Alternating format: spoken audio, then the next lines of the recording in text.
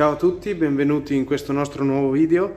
Oggi andremo a fare l'unboxing e il successivo montaggio di queste manopole riscaldate sulla mia Tracer 7. Queste sono le manopole riscaldate della Oxford, il modello Evo, ossia il modello più aggiornato. Le ho acquistate da un negozio Wheel Up di Parma. Nello specifico questo è il modello Adventure, come si legge da qui. Esistono due modelli, Adventure appunto e il modello Touring.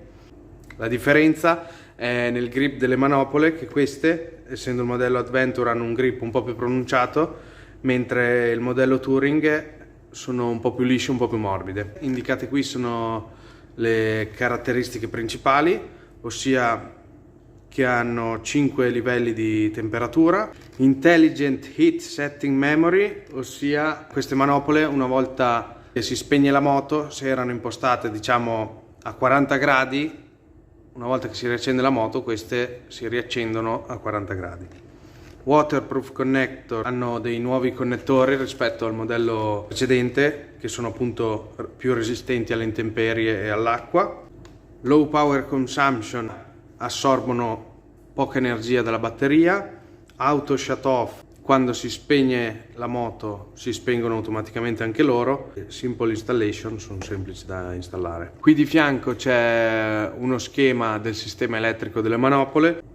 Sul retro elenca di nuovo le stesse caratteristiche: connettori resistenti alle intemperie, modalità di risparmio della batteria, il controller che è stato ridisegnato rispetto al modello precedente. Indica che va bene per manubri da 22 mm con diciamo una larghezza della manopola tra 132 e 122 mm, infatti come vedremo dopo possono essere anche leggermente accorciate.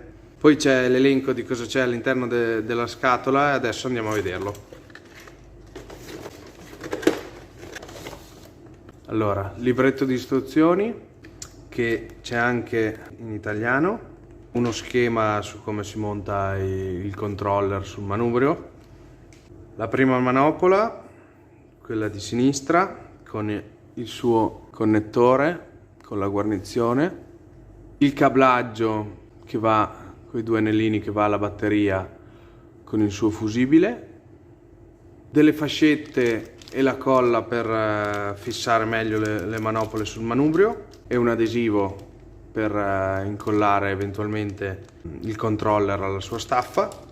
Poi qui all'interno di questo sacchetto c'è la staffa su cui andrà montato il controller con tutte le vite e bulloni per fissarlo.